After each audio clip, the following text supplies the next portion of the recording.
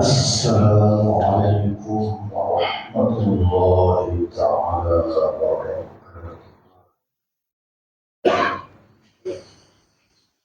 الحمد لله رب العالمين، والصلاة والسلام على أشرف الأنبياء والمرسلين وعلى آله وصحبه أجمعين، أما بعد. Yang dihormati dan dikasihi Al-Fadhil Tuan Haji Umar, Imam Surau kita.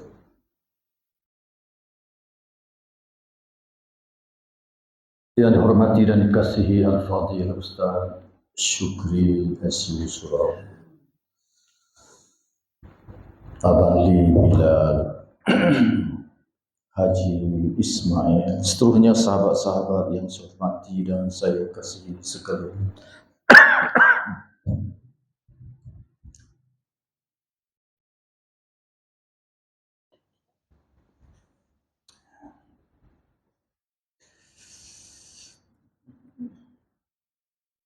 Pada malam ini insya-Allah kita sambung lagi pengajian Sahih Muslim kita. Muka surat 345. Kita masih lagi di bawah tajuk besarnya Kitab Saum, Kitab Puasa. Pada malam ni tajuk kecil yang ke-21, larangan puasa wisal, iaitu kita puasa terus-menerus tak buka. Nabi SAW melarang. An Abi Hurairah radhiyallahu anhu qala naha Rasulullah sallallahu alaihi wasallam 'anil wisal. فقال رجل من المسلمين فإنك يا رسول الله تواصل. قال رسول الله صلى الله عليه وسلم وأيكم مثلي إني أبيت يطعمني ربي ويسقيني.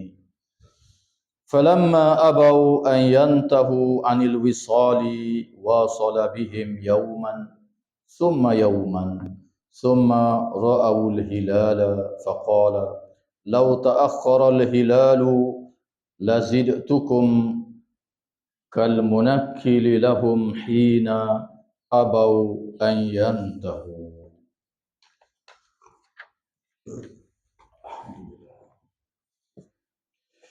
Dari Abi Hurairah radhiyallahu taala anhu, dia berkata, Abu Hurairah berkata, Rasulullah sallallahu alaihi wasallam melarang puasa wisal, sambung tak buka. Puasa hari ni kata maghrib ni tak buka sampai ke malam, sampai ke sahur, esok puasa terus lagi, tak akan, tak apa. Rasulullah sallallahu alaihi wasallam melarang puasa wisal ini, kata Abi Hurairah radhiyallahu taala anhu.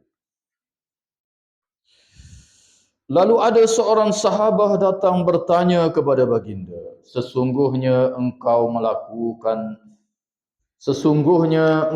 melakukan puasa wisal ya Rasulullah. Dia tanya, Rasulullah ada ke buat puasa wisal? Sambung terus menerus. Rasulullah menjawab, siapa di antara kalian yang seperti aku? Sesungguhnya aku di malam hari diberi makan dan minum oleh Tuhanku. Tak kala para sahabat enggan mengakhiri puasa wisal, Rasulullah sallallahu alaihi wasallam lalu menyertai berpuasa wisal 2 hari berturut-turut. Lalu mereka melihat hilal, lihat anak bulan Syawal raya lah. Rasulullah sallallahu alaihi wasallam berkata, sekiranya hilal diakhirkan, tak apa maknanya, nescaya aku akan meneruskan puasa wisal bagi kalian, sebagai peringatan bagi mereka di saat mereka enggan untuk menyudahkan puasa wisalnya. Alhamdulillah, hadis yang pertama yang kita baca pada malam ini menceritakan berkenaan dengan puasa wisal. Boleh tak puasa sepanjang tempoh beberapa hari? Berhubung dengan puasa wisal ini, ada perbahasan yang panjang di kalangan para ulama. Antaranya Al-Imam An-Nawawi rahimahullahu ta'ala anhu dalam kitab dia Syarah Sahih Muslim ketika menguraikan hadis ini. Hukum puasa wisal ini adalah makruh di sisi mazhab kami tanpa khilaf. Mazhab kami di sini ialah mazhab Al-Imam Asy-Syafi'i. Mazhab Syafi'i kita tak boleh makruh hukum. Bahkan kata Imam Nawawi, sebahagian ulama ada yang mengharamkan puasa wisal ini. Dan Nabi larang dalam banyak hadis, maka hukumnya adalah haram. Antara ulama yang berpendapat demikian ialah Al-Imam Al-Khattabi, seorang ulama hadis yang terkenal. Al-Imam Al-Juwaini, Al-Imam Al-Haramain. Al-Haramain ini ulama besar dalam mazhab Al-Imam Asy-Syafi'i. Di sisi dia haram juga. Al-Imam Al-Baghawi dan ramai lagi ulama-ulama yang berpendirian demikian. Tak boleh. Kena berbuka. Walau bagaimanapun, yang masyhur dalam mazhab kita Al-Imam Asy-Syafi'i, hukum dia makruh. Dan makruh baik tak buatlah. Menyusah kita. Sebab itulah para ulama menyatakan bahawa hikmah Nabi melarang dalam banyak hadis ini ialah antaranya ialah sebagai tanda rahmat daripada Allah. Allah suruh buka, lepas tu puasa pula. Buka, puasa pula. Ni siapa tak buka-buka, lembek loli ya kita. Allah tidak akan tidak akan jemu kita yang akan jadi letih dan jemu. Akhirnya tak nak puasa. Melawan fitrah yang diajar oleh Allah dan Rasulnya sallallahu alaihi wasallam. Begitu juga dengan ibadah-ibadah lain. Tak bolehlah kita buat sampai melebihi daripada hak. Bangun malam sampai tak tidur. Itu dilarang dalam hadis-hadis yang banyak. Nabi kata kamu akan rasa jemu. Tak nak buatlah nanti. Allah tak jemu. Jangan. Biar berpada-pada. Dipanggil al-iqtisad fil ibadah. Bersederhana, berekonomi dalam beribadah. Para ulama juga mengatakan bahawa kalau melakukan puasa wisal 2 hari, 3 hari, betul-betul tak makan tak minum, menyebabkan banyak kewajipan-kewajipan lain terbengkalai. Sebab kita ni dalam hadis yang lain Nabi kata diri kita ada hak, isteri kita ada hak, mata kita ada hak, mulut kita ada hak. Semuanya ada hak terhadap kita, anak-anak kita, isteri kita. Jadi kalau kita buat begitu sampai lembek loli, macam mana? Tak bekerja, nak mencari nafkah yang menjadi tanggungjawab kita. Akhirnya terbengkalai benda-benda yang lain. Kewajipan terhadap isteri pula nak tunang. 3 hari 3 malam ni puasa. Dah. Mari dekat aku puasa ni. Dah. Jadi banyak benda-benda yang terabai. Oleh sebab itulah sebahagian besarnya meletakkan makruh. Walaupun kalau dia puasa juga sah. Bahkan dalam hadis yang kita baca ni, oleh kerana Nabi wahyat begitu, ada juga yang buat. Nabi cuba puasa dengan dia. Ambil hati kot lah. Nasib baik buat tu di penghujung Ramadan dah. 2 hari, nampak nak ulang. Esok raya. Nabi kata tak nampak, aku puasa lagi. Baik lali sungguh lah. Jangan kita menyusahkan. Islam ini tidaklah menyusah yang seperti itu. Habis maghrib, buka. Bahkan sunat menyegerakan berbuka. Lewat buka tu pun makruh dah. Jadi khilaf ada 2. Satu kata makruh, satu kata haram. Dah besar lah. al-khuruju minal khilaf mustahabun. Kita keluar daripada perselisihan ulama, itulah lebih baik dalam kaedah ilmu usulul fiqh. Okay, cuba tengok hadis yang seterusnya, berpuasa atau tidak berpuasa dalam perjalanan.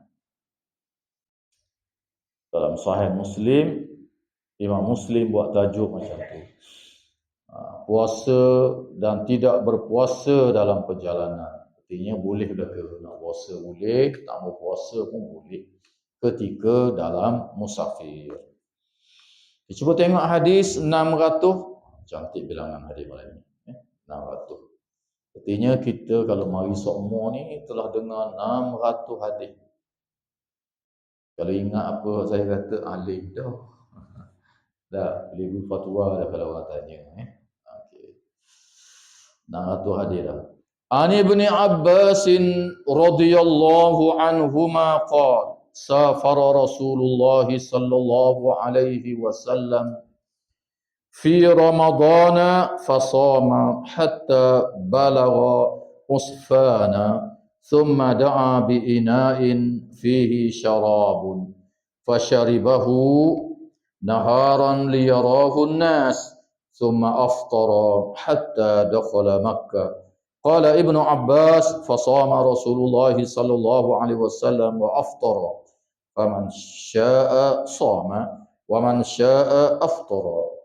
Dari Ibnu Abbas radhiyallahu taala anhu, dia berkata Rasulullah sallallahu alaihi wasallam bermusafir di dalam Ramadan, dalam bulan Ramadan, sehingga sampai ke daerah Usfan. Musafir ini dalam riwayat yang lain dalam Sahih Muslim disebut dengan terang, iaitu berlaku dalam perjalanan Nabi untuk membuka Fathu Makkah tahun ke-8 Hijrah. Tapi dalam riwayat yang kita ni dia tak riwayat berlaku dalam bulan Ramadan. Saya sempat tengok Sahih Muslim tadi yang asal dia bawah tajuk boleh puasa dan boleh buka ni ada 18 hadis. Banyak dalam ringkasan ni dia bagi 2 je. Banyak hadis-hadis ni. Yang akhirnya hadis-hadis ni menjadi pertikaian di kalangan ulama dan khilaf di kalangan ulama. Jadi dalam perjalanan Nabi nak pergi ke Mekah, nak membuka Fathu Mekah tahun ke-8 Hijrah, berlaku dalam bulan Ramadan. Sampai dekat Usfan. Usfan ini para ulama hadis, antaranya Al-Imam Qadhi Iyad rahimahullah kata jarak dia dengan Mekah 36 mil, 36 batu. Sini mana 36 batu? Batu 9 bandar tu baru 9 batu. 36 batu. Jauh jugalah daripada Mekah Al-Mukarramah. Terengganu, Kuala Terengganu ke Aceh. 36 batu tu.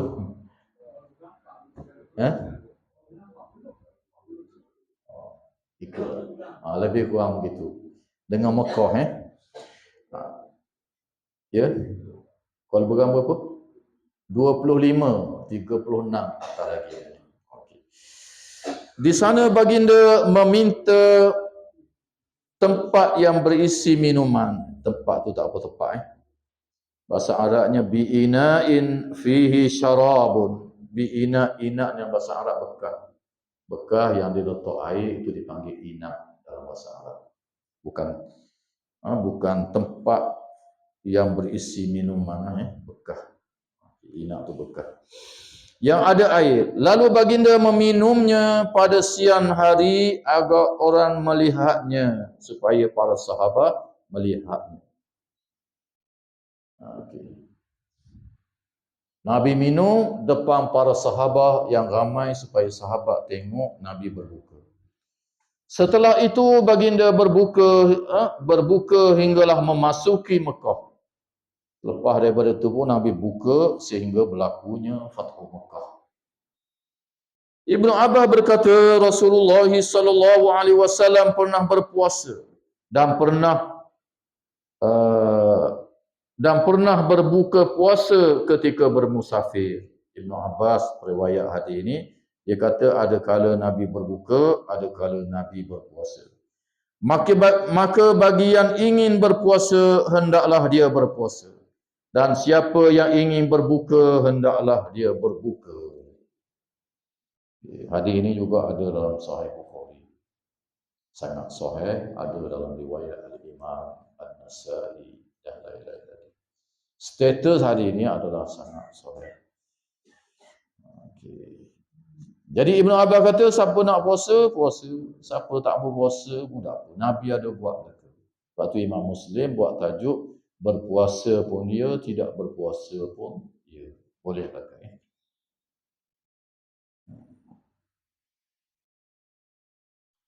Di dalam riwayat Imam Muslim yang penuh, antara daripada Ibnu Abbas juga, tak ada dalam ni saya sebut. La ta'im ala man sa'im wala ala man aftara. Qad sama Rasulullah sallallahu alaihi wasallam fi safari wa aftara. Ibnu Abbas kata, jangan kamu mencela orang-orang yang berbuka dan jangan kamu mencela orang-orang yang berpuasa dalam perjalanan musafir yang jauh. Kerana Rasulullah sallallahu alaihi wasallam ada kala dia berbuka, ada kala dia berpuasa. Artinya boleh belaka. Jangan marah. Mu ni dah orok sungguh. Dah dalam musafir pergi Kuala Lumpur boleh buka dah? Boleh. Dalam masa kita lebih daripada 2 marhalah. Jadi kalau orang nak berbuka, biar. Tapi janganlah buka depan orang ramai, mari jabah agama ikatlah. Dah di dekat RNA tu pergi makan depan orang ramai, tu tak boleh lah. Makan sembunyi-sembunyi. Boleh, tidak menjadi halangan.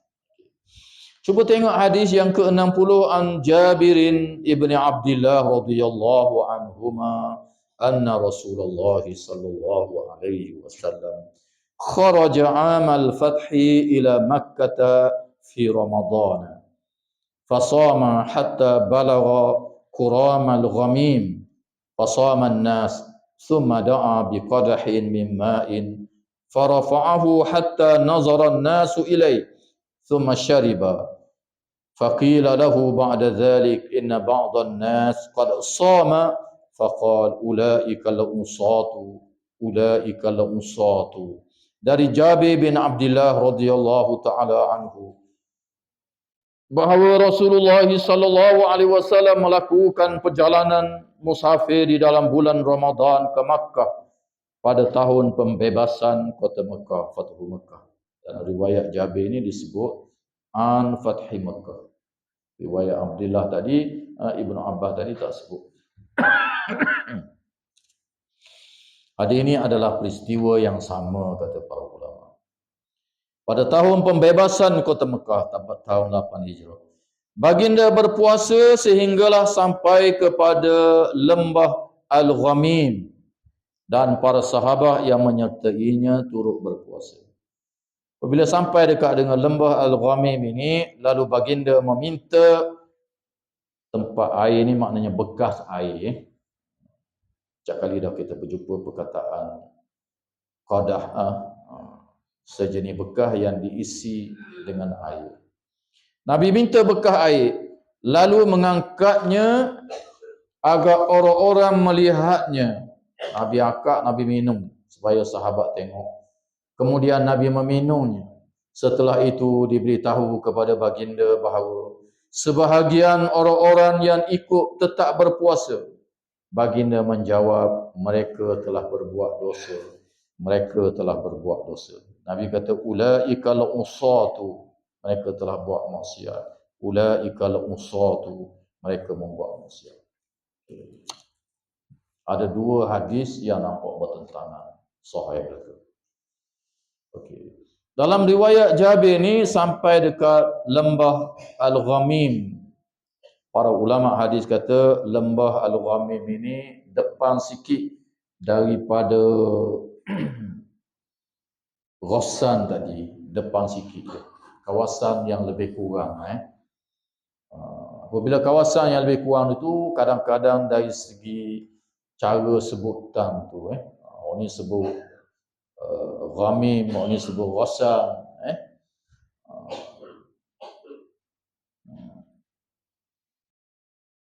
Setengah orang dia kata kat masjid Titian Baru tu dia panggil ni Kedah Buluh. Setengah orang panggil Titian Baru. Dia tula je.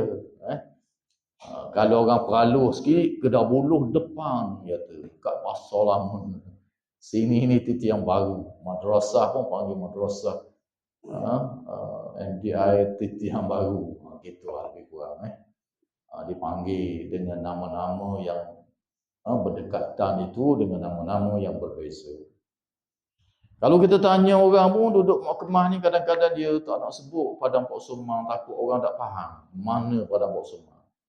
Dia pun mahkamah kata duduk Bukit Payung. Tapi kalau usul Bukit Payung kat mana? Baru kena detail. Duduk Padang Pok Sumang. Kat mana Padang Pok Sumang tak apa tahu. Kadang-kadang kalau kita tanya duduk mana? Dia kata duduk Bukit Payung. Kita pun tanya Bukit Payung kat mana? Tasik. Itu biasalah dalam masyarakat kita pun begitu. Begitulah juga dalam istilah-istilah hadis ini. Apa ada atas nama Wasan, bawah pula nama Al-Ghamim, kawasan tu berdekatan.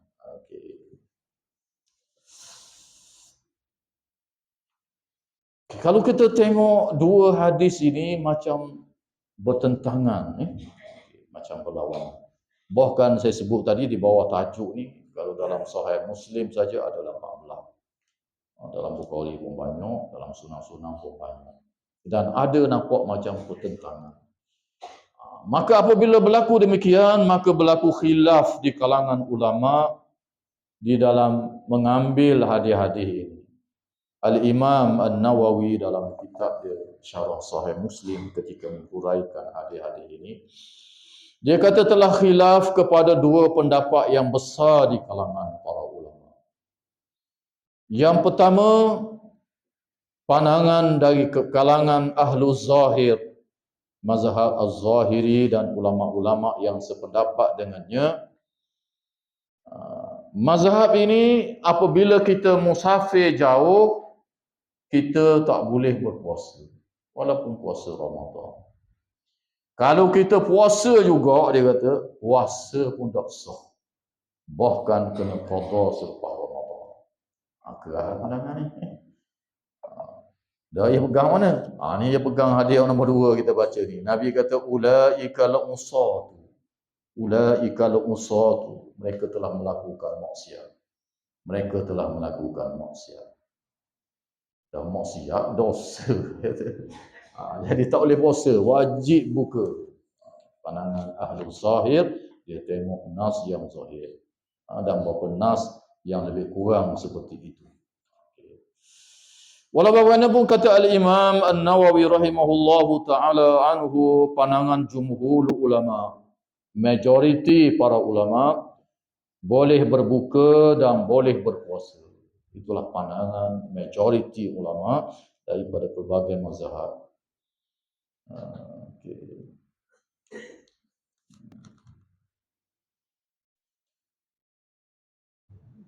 Termasuk mazhab Al-Imam Asy-Syafi'i dan lain-lain para ulama mengatakan bahawa jumhur ulama mengatakan bahawa boleh berbuka, boleh berpuasa. Walau bagaimanapun pandangan jumhur ulama ini khilaf, kata Al-Imam An-Nawawi, dari sudut afdaliyah, dari sudut afdal. Sunat buka ke sunat puasa? Lebih baik buka ke lebih baik puasa apabila kita dalam musafir? Di kalangan jumhur ulama ini pula khilaf dia dalam perkara afdal ini.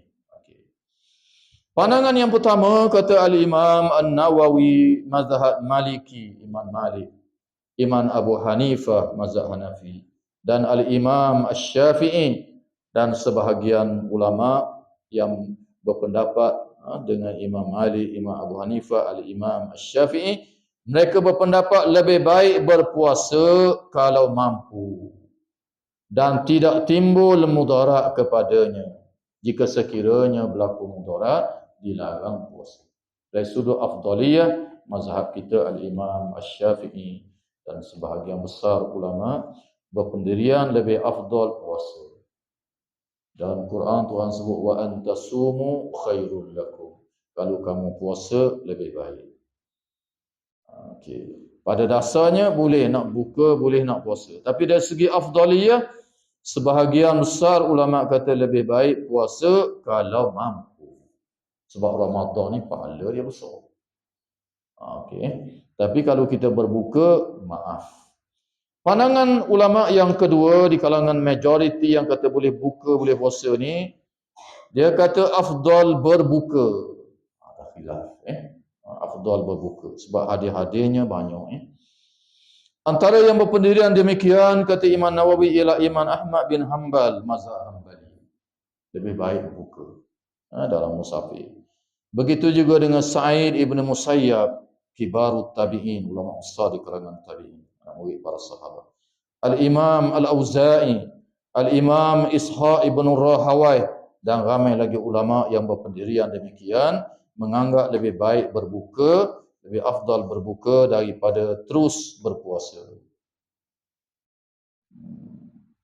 Antara pegangan mazhab yang kedua ini lebih baik berpuasa ini ialah hadis riwayat Imam Muslim juga, tapi tak ada dalam kitab ringkasan kita ni. Diriwayatkan daripada Hamzah bin Amr al-Aslami, Rasulullah sallallahu alaihi wasallam bersabda, berbuka adalah rukhsah daripada Allah, kelonggaran dan hadiah daripada Allah. Barang siapa yang mengambilnya, maka itu adalah sesuatu yang baik. Maka sesiapa yang tetap berpuasa, maka dia tidak berdosa. Nabi kata. Pandangan yang kedua ni dia pegang hadis. Kalau ikut hadis ni, Nabi kata dia berpuasa tu lebih baik. Maka dia pegang afdalnya berbuka itu lebih baik, adalah rukhsah daripada Allah, hadiah daripada Allah, maka menerima hadiah daripada Allah tu lebih baik. Bukalah. Begitu juga dulu kita bincang berkenaan dengan semayang qasar. Mana yang lebih baik? Nak buat tamam ke nak qasar? Majoritinya lebih baik buat qasar. Sebab hadisnya ini adalah rukhsah, hadiah daripada Tuhan. Maka hendaklah kamu mengambilnya. Hadiah daripada Tuhan. Siapa nak tolak hadiah Tuhan? Itu dia bahasa tu pula panjang Raja nak beri anugerah kita tolak, marah dia raja. Murka raja tu manusia. Tak berani orang nak tolak. Tu raja baru. Ni Tuhan yang bagi hadiah dan bagi anugerah, tiba-tiba kita menolaknya. Maka pandangan Imam Ahmad dan ulama-ulama yang sependapatnya lebih baik berbuka. Terpulanglah nak buka ke tak mau buka.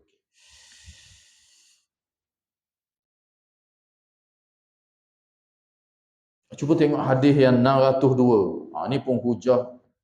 Berpuasa dalam perjalanan jauh bukan termasuk kebaikan.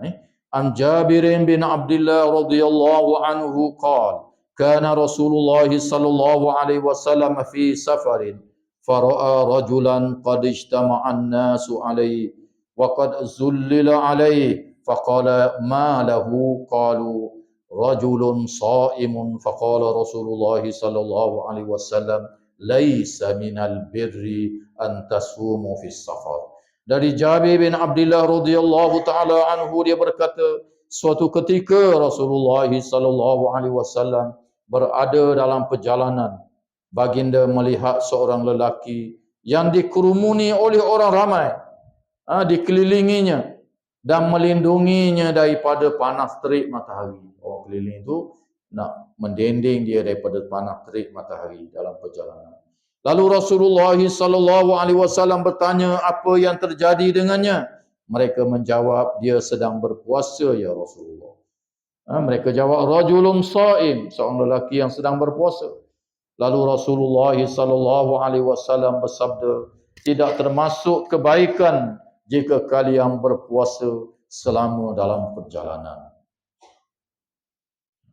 Jadi kalau ikut hadis ni, Nabi kata laisa minal bir, tak termasuk dalam kebaikan dan kebajikan kita berpuasa dalam perjalanan. Hadis-hadis ini menjadi pegangan mazhab Imam Ahmad bin Hanbal, Hanbali dan sebahagian mazhab dalam Islam. Jadi ini khilaf dengan hadis-hadis yang banyak, ikutlah mana nak ikut. Ini adalah mazhab yang muktabar, hadis-hadisnya sahih. Okey. Sekadar itu saja kuliah kita pada malam ini. Ada saya nak jawab satu persoalan yang ditanya oleh sahabat kita.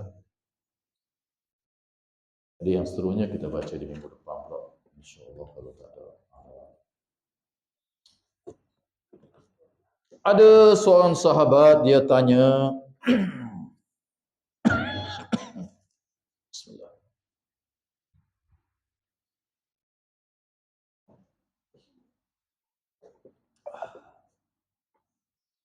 Tersebar dalam YouTube dan lain-lainnya. Dia kata ada orang mengajar zikir ini yang dibaca di antara solat maghrib dan isyak. Ya ke tak ya? Okey.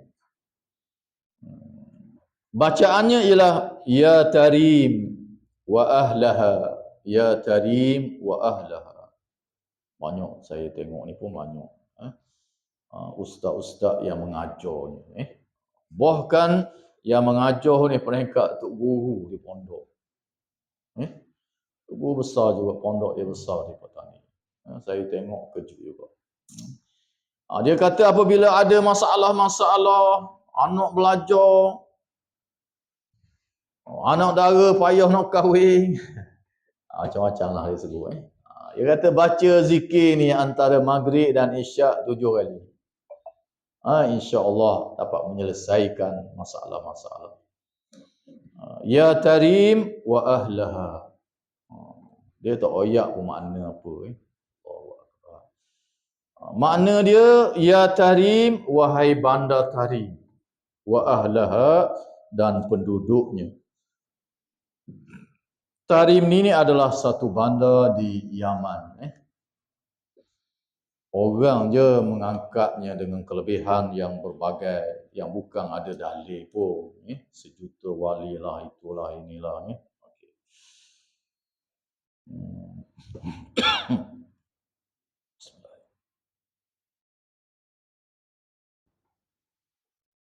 Batuk. Dah ya ke tidak? Tidaklah. Nabi tak pernah ajar. Bandar yang paling mulia dalam Islam ni bandar Madinah, bandar Mekah. Madinah tu Nabi dikebumikan situ. Nabi doa keberkatan Madinah. Dan Nabi Ibrahim mendoakan keberkatan Mekah. Oh, Nabi dah ajar berdoa lagu ni. Ya Madinah, ya Madinah, tak ada. Ya Madinah wa ahlaha, tak ada. Ya Makkah wa ahlaha, tak ada. Itu hak paling besar dalam Islam. Dan kita kena berdoa dengan siapa? Dengan Allah. Ud'uni astajib lakum dalam Quran. Minta dengan aku, Tuhan kata, aku akan perkenan. Nabi pun minta dengan Allah, para sahabat pun minta dengan Allah. Pasal apa pergi seru benda-benda yang macam ini? Ini yang kita bimbang takut jadi syirik ni. Tak. Okay, jangan. Nanti seru Terengganu pula. Ya Terengganu. Wa ahlah Padang. Tak. Ya Padang Pok Semang. Lesah lalu. Kalau kita benar. Okay. Jangan terpengaruh. Walaupun yang mengajar itu serabang besar. Jangan. Jangan. Benda tak ada dalil, jangan ikut. Yang kita duduk sebut sama dalam semayang tu, dalam Fatihah. Apa? Iyyaka na'budu wa iyyaka nasta'in. Kepada engkaulah aku mengabdi diri. Kepada engkaulah aku minta pertolongan. Ya. Dalam tata bahasa Arab, orang belajar bahasa Arab ini dipanggil dalam ilmu balaghah sebagai al-qasru. Sepatutnya dari segi tata bahasa Arab kita sebut na'buduka. Kaf tu iyyaka tu dipanggil maf'ulun bih muqaddam. Maf'ulun bih tu yang berdepan. Sepatutnya na'buduka tu asal dia. Wa nasta'in gitu. Tetapi untuk mengkhususkan bahawa kita beribadah ni dan minta pertolongan dalam erti kata doa ni hanya untuk Allah, didahulukan maf'ulun bih. Taqdim ma haqqahu ta'khir dipanggil dalam ilmu balaghah. didahulukan yang sepatutnya kemudian. Dari segi makna kalau kita nak terjemah, sebab tu kalau faham bahasa Arab tu kita baca Quran pun manis, hadis-hadis pun manis, mendalam makna dia. Dengan makna kepada engkau sahajalah kami menyembah, yang lain tidak. Itu makna khusus. Kalau sebut na'buduka, kami menyembah engkau, boleh jadi hak lain pun kami sembah juga. Tapi tak embuh gitu. Maka disebut maf'ul tu dahulu dengan makna al-qasru, hanya kepada engkau lah kami menyembah, hanya kepada engkau lah kami minta pertolongan. Yang lain tidak. Pertolongan di sini kata para ulama dalam bentuk konteks doa lah. Esok minta tolong beki atak rumah, dia kerja tukang. Tu dah apa tu minta tolong biasa itu dah apa. Ini dalam bentuk isti'anah, dalam bentuk doa hanya kepada Allah Azza wa Jalla. Bumi dia tak boleh nak tolong kita. Yang menolong ni Allah Azza wa Jalla. Sebab tu kena minta dengan dia. Sebelum ni ada orang tunjuk saya seorang ustaz lah, terkenal ustaz. Kalau saya sebut nama tahu, tak sebut nama lah. Dalam ceramah dia, kebetulan ada orang nak pergi ke Bandar Tahrim. Dalam ceramah tu dia kata, sesiapa yang pergi ke Bandar Tahrim ini sebenarnya dia adalah wali. Siapa yang berjaya pergi ke Bandar Tahrim ini dia adalah wali. Allahu Akbar. Tak payah mayang lah kali. Asal di situ je. Bahkan binatang anjing pun wali. Allahu Akbar. Videonya tersebar. Dan kalau orang percaya, tak kau rosok.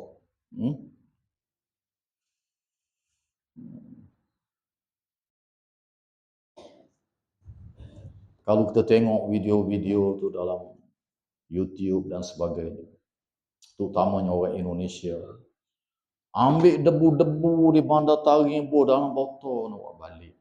Kerana keberkatan itu, keberkatan ini, kepercayaan. Allahu Akbar. Jauhnya daripada ajaran agama Allah. Ajar lagu mana macam ni. Dan ajaran ini kalau kita tak bendung akan mari tempat kita. Dan hari ini pun sudah ramai. Tok guru dia daripada Tahrim ini mari Kuala Lumpur setahun dua baru ni. Puluhan ribu seluruh negara turun ke Putrajaya. Jangan ramai ikut. Hampir setiap kampung ada.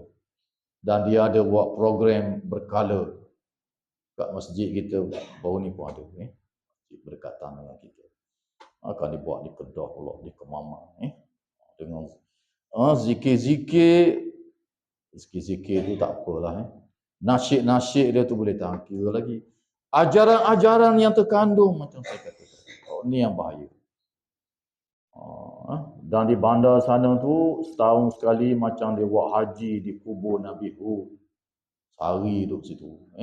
Dengan upacara yang pelbagai. Dengan kepercayaan yang pelbagai. Allahu Akbar. Yang sebenarnya kubur tu pun seorang Habib mimpi jumpa dengan Nabi Hud. Kubur sini-sini. Allahu Akbar. Bahkan para ulama hadis kata tidak ada satu riwayat yang sahih berkenaan dengan kubur Nabi-Nabi dan Rasul-Rasul. Tak ada satu yang sahih. Yang sahihnya ialah kubur Nabi Muhammad. Situ waktu yang sahih. Yang lain enggak, tak garanti. Termasuklah kubur Nabi Hud alaihissalam. Nabi Hud tu ada. Kubur dia situ tu tidak sahih. Hanya diketahui melalui mimpi. Sebab itulah dalam Islam ini, semua mazhab dalam Islam yang mu'tabar. Dalam ilmu usulul fikhi, mazhab Syafi'i, Hanafi, Hambali, Maliki dan lain-lain. Mimpi ini tidak menjadi hujah dalam agama. Tak boleh dijadikan sandaran hukum. Pegang kepada mimpi ini yang menyebabkan berlakunya amalan-amalan yang pelbagai ini. Dan di antara saya tengok guru dia, pengikut-pengikut dia ni, dalam majlis-majlis dia pun buat program-program di kubur, penasyid di kubur. menghiasi kubur. Kalau di Indonesia, Masya Allah, dia hias kubur sangat cantik, bergendang di situ dan sebagainya. Jauh dengan ajaran Nabi menziarahi kubur ni, mari berdoa kepada orang kubur, mengingati mati, lepas tu balik. Bukan buat upacara dan program yang seperti itu yang tak pernah dibuat oleh Nabi SAW. Siapa satu peringkat aliran tasawuf yang menyeleweng ini, minta dengan orang dalam kubur. Minta dengan orang dalam kubur. Negeri Arab pun benda ni ada. Ulama tegur pun, Jahil tu ada semacam. Utamanya tarikat-tarikat. Pergi dekat kubur Syekh Abdul Qadir Jailani. Cakap dengan Syekh Abdul Qadir Jailani. Minta dengan dia begitu, begini, begitu, begini. Jangan siapa peringkat itu jangan. Dalam upacara-upacara dia, cuba tengok dalam YouTube apa. Dia kata, Madad ya Husain, Madad ya Husain. Dia orang tanya, benda apa Ustaz? Madad ya Husain, Madad ya Husain. Saya biasa tengok orang Syiah 10 Muharram sebut lagu tu. Hari ini orang yang mengaku ahli sunnah wal jamaah pun sebut lagu tu juga. Madad ya Husain ni maknanya tolonglah kami wahai Husain. Husain bin Ali. Cucu Nabi lah. Tapi jangan pas apa kita gemitok dengan dia ni. Allahu Akbar. Madad ya Rasulullah pun sahabat tak ada ajar begitu. Allahu Akbar. Yang kita diajarnya minta dengan Allah. Ud'uni astajib lakum. Tu yang Tuhan ajar. Hadis-hadis yang sahih yang kita baca sebelum ini. Nabi kata apabila kamu ada hajat, ada apa, semayang 2 rakaat, minta dengan Allah. Yang ulama kediam panggil semayang hajat. Tak semayang hajat pun, semayang ba'diyah, qabliyah ke fardu ke, minta apa semayang. Pasal apa pergi minta dengan orang yang telah mati. Yang boleh memberi pertolongan ini ialah Allah. Yang mengurnia ini Al-Wahhab. Tuhan yang maha mengurnia. Allah yang mengurnianya. Nabi pun minta dengan Allah, Nabi-Nabi dan Rasul-Rasul. Jangan lepas ke dalam kubur pun kita minta. Inilah dia yang antara kesesatan orang musyrikin Quraisy. Kalau lok jadi gitu. Di dekat Kaabah tu ada 300 lebih berhala. Kalau kita baca orang musyrikin Quraisy ni bukan kata berhala tu Tuhan. Jom. Uzza, Allata, semua berhala-berhala ni orang soleh, orang baik zaman dulu. Mati dia ukir patung, dia letak kat Kaabah. Yang sebenarnya musyrikin Quraisy pun patung-patung ni dijadi perantaraan dengan Tuhan. Sebab kita kotor kata. Jadi perantaraan untuk minta dengan Allah Ta'ala juga. Bukan Tuhan, dia percaya bukan Tuhan. Bahkan dalam Al-Quran Tuhan sebut, la in sa'altahum man khalaqas samawati wal ard la yaqulunna Allah. Wahai Muhammad, kalau mu tanya musyrikin Quraisy, siapa Tuhan yang sebenar yang menjadi langit dan bumi? Nescaya mereka akan menjawab Allah. Dia tak ada berhala dia tu. Tapi berhala tu sebagai perantaraan. Ni gitulah sebagai perantaraan orang-orang yang soleh, bumi yang dikata berkat, dalil tak ada pun. Tak. Ya tarimu ahlaha, ya tarimu ahlaha. Ugi masa beratus kali, beribu kali itu sebut. Kalau dia ikut zikir-zikir Nabi hajar, Allahu Akbar, banyak mana pahala. Zikir-zikir Nabi hajar ni banyak. Nanti kita akan bertemu dalam Sahih Muslim kita. Dalam Sahih Bukhari baik, Imam Tirmizi baik, Abu Daud baik. Ba'ad da'awat, kita akan bertemu nanti. Ba'ad doa ni satu jilid macam ni. Doa-doa yang Nabi ajar ni banyak. Tak teramal kita. Yang ajar benda yang bukan-bukan, yang bukan datang daripada Nabi SAW. Jadi kalau ada ajaran-ajaran yang seperti ini, jangan kita terpengaruh. Walaupun lagu-lagu dia sedap dan seumpamanya. Janganlah. Walaupun tu guru tu hebat sekalipun, boleh nayang, boleh gapo pun jangan. Okay. Imam Asy-Syafi'i rahimahullahu taala anhu dalam kata-kata dia yang masyhur. Orang kata ni wali. Tak. Imam Syafi'i kata walaupun kamu tengok dia boleh terbang di udara. Kamu tengok dia boleh berjalan di atas air. Jangan mudah kamu menyangkanya sebagai wali. Tengok amalan dia bertepatan tak dengan ajaran Al-Quran dan sunnah Rasulullah SAW. Tengok ajaran dia tu bertepatan tak dengan Allah ajar, Nabi ajar. Kalau ya, itulah wali sungguh. Walau tak boleh terbang, tak boleh gapo pun. Imam Syafi'i tak boleh terbang, wali dah tu. Imam Ahmad pun tak boleh terbang. Sahabat-sahabat Nabi tu wali sekalinya. Tak ada seorang diriwayatkan boleh terbang. Jangan. Ada satu ajaran sesat itu. Yang pengikut dia taksub begitu rupa. Saya tak sebut lah kumpulan ni. Kumpulan ni diharamkan di Malaysia kita. Tok guru dia, anak murid boleh tengok ni. Pokoknya boleh terbang. Duk atas pokoknya. Dah nak kata apa? Anak murid. Itu yang taksub tu. Allahu Akbar. Ayah pin anak murid dia. Dia tengok satu video cerita. Dia tengok ayah pin ada di langit. Tinggi besar bukit. Allahu Akbar. Itulah yang menjadi berikut. Kadang-kadang ajaran sesat ni ada benda-benda pelik yang Allah bagi sebagai istidrak untuk menyesatkan lagi. Memang Tuhan bagi.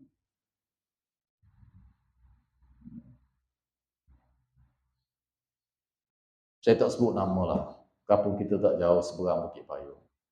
Dah ada seorang. Pengikut dia ramai.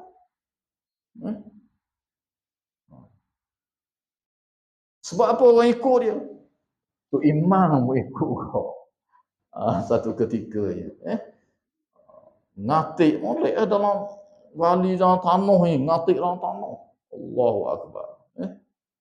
Dari satu sudut nampak macam okey. Tapi ajaran yang dia ajar tu Allahu Akbar. Dan ada benda-benda pelik. Saya tak tengok sendirilah antaranya arwah ayah saya cerita.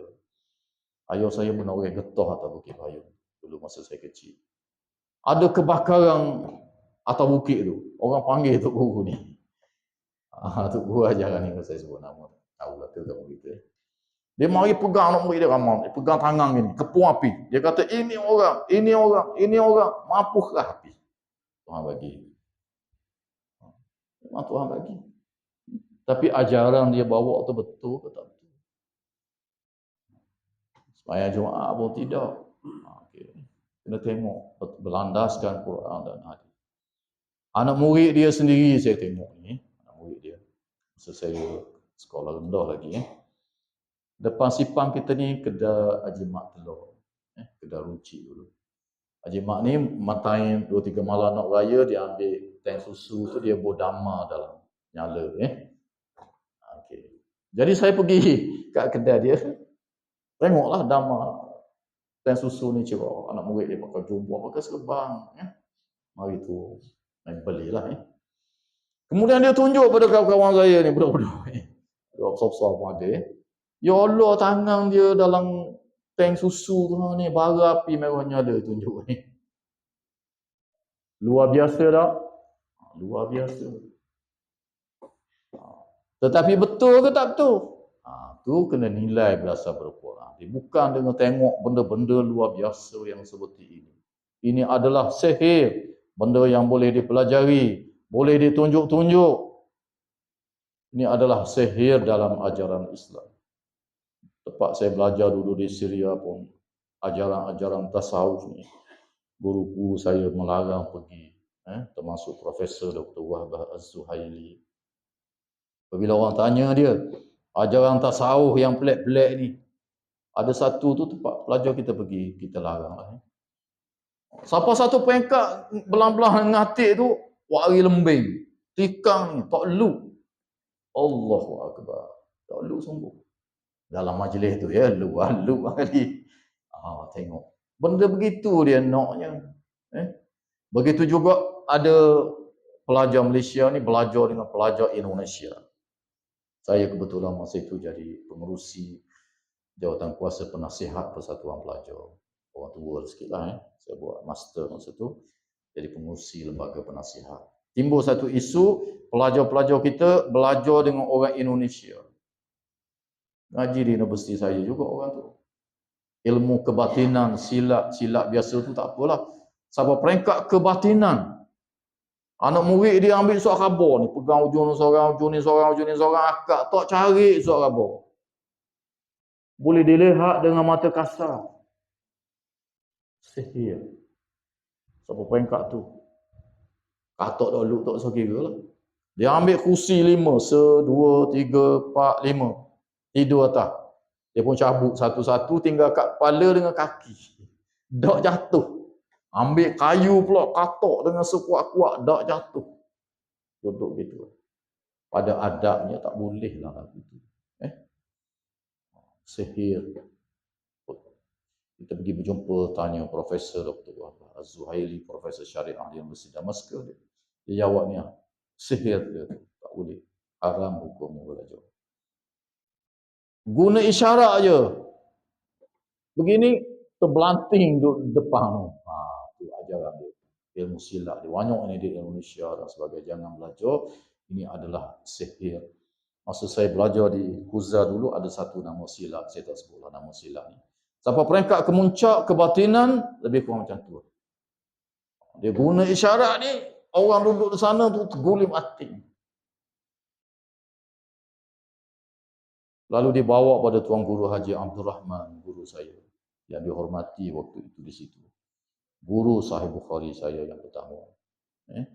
Dia kata ini adalah sihir, tak boleh belajar. Sihir, benda-benda yang macam ni. Luar biasa. Yang boleh dipelajari, yang boleh ditunjuk-tunjuk. Jangan. Ini adalah sihir.